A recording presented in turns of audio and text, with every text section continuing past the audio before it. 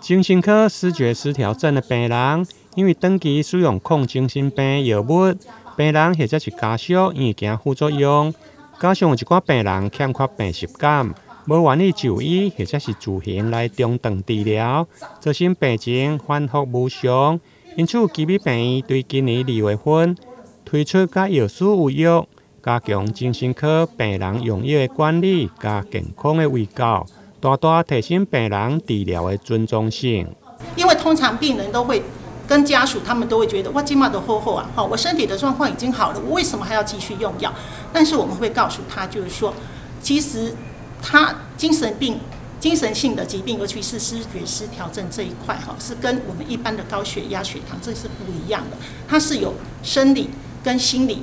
非常复杂的状况造成的疾病。你现在觉得好好的。可是你可能随时会反复发作，但每一次发作，你的脑细胞可能就会减少，会受到伤害。那你的生活功能也会减少，也会受到伤害。那这对你以后要回归社会是非常的困难。所以我们会希望他就是说不要停药，但是我们可以一起合作，可以慢慢的依你的状况，我们将药品减到最低。